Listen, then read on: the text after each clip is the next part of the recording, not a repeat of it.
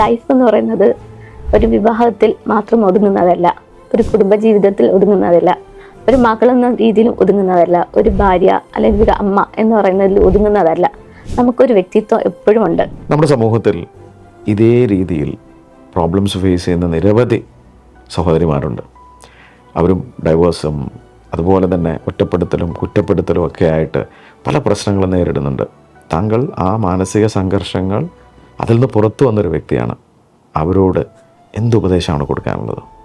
First of all അവരോട് എല്ലാവരോടും പറയുന്നത്, ലൈഫ് എന്ന് പറയുന്നത് ഒരു വിവാഹത്തിൽ മാത്രം ഒതുങ്ങുന്നതല്ല, ഒരു കുടുംബജീവിതത്തിൽ ഒതുങ്ങുന്നതല്ല, ഒരു മകളെന്ന രീതിയിലും ഒതുങ്ങുന്നതല്ല, ഒരു ഭാര്യ അല്ലെങ്കിൽ ഒരു അമ്മ എന്ന് പറയുന്നതിൽ ഒതുങ്ങുന്നതല്ല. നമുക്കൊരു വ്യക്തിത്വം എപ്പോഴും ഉണ്ട്. അത് ആദ്യം നമ്മൾ മനസ്സിലാക്കുക. ആദ്യം നമ്മൾ ആരാണെന്നും നമ്മുടെ വ്യക്തിത്വം എന്താണെന്നും നമുക്ക് എന്തെല്ലാം കഴിവുകളുണ്ടെന്നും നമ്മൾ എത്രത്തോളം കഴിവ് കുറവുണ്ടെന്നും നമ്മൾ മനസ്സിലാക്കുക.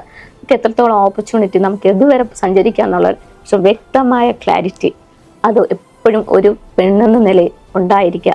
അങ്ങനെ ഒരു ക്ലാരിറ്റി എൻ്റെ ലൈഫിൽ ഞാൻ എന്ന് ഏൺ ചെയ്യാൻ തുടങ്ങിയോ അന്ന് തൊട്ട് തന്നെയാണ് എൻ്റെ ഈ ബിസിനസ്സും സ്റ്റാർട്ട് ചെയ്യാൻ തുടങ്ങിയത്. ആരൊക്കെ തന്നെ പിറകിൽ നിന്ന് സപ്പോർട്ട് ചെയ്യത്തുള്ളൂ, ചെയ്തു തരാം, സഹായിക്കാമെന്നെങ്കിലും, പക്ഷേ നമ്മൾ തന്നെ ഇറങ്ങുക, നമുക്ക് വേണ്ടി നമ്മൾ തന്നെ സംസാരിക്കുക, നമുക്ക് വേണ്ടി നമ്മൾ തന്നെ. പലരും പലതും പറഞ്ഞു പോകും. ഇന്നലെ കണ്ടവർ നമ്മളെ കുറ്റം പറഞ്ഞ അതേ ആൾക്കാർ തന്നെ ഇന്ന് വന്ന് പറയും, അയ്യോ നിങ്ങൾ ഇത്രയാണോ, നിങ്ങൾ ഇത്രയൊക്കെ അനുഭവം ഉണ്ടായിട്ടുണ്ട്. എന്നെ കുറ്റം പറഞ്ഞ് തള്ളി നിർത്തിയ എൻ്റെ പല ഫ്രണ്ട്സും ഞാൻ ഇത് ചെയ്തത് കണ്ടിട്ട് എന്നോട് പറയുന്നുണ്ട്, അഞ്ചു നിനക്കിതൊക്കെ ഇങ്ങനെ പറ്റുന്നുണ്ട്, നിന്നെ സമ്മതിക്കണം. അന്ന് എന്നെ എന്തെല്ലാം പറഞ്ഞവരാണ്. അതുകൊണ്ട് പലരും പലതും പറയട്ടെ, ചെവി കൊടുക്കണ്ട. നമ്മൾ ഫോക്കസ്ഡ് ആയിരിക്കുക, നമുക്കൊരു ലക്ഷ്യമുണ്ടായിരിക്കുക, അതിനെ മാത്രം നോക്കി നടക്കുക.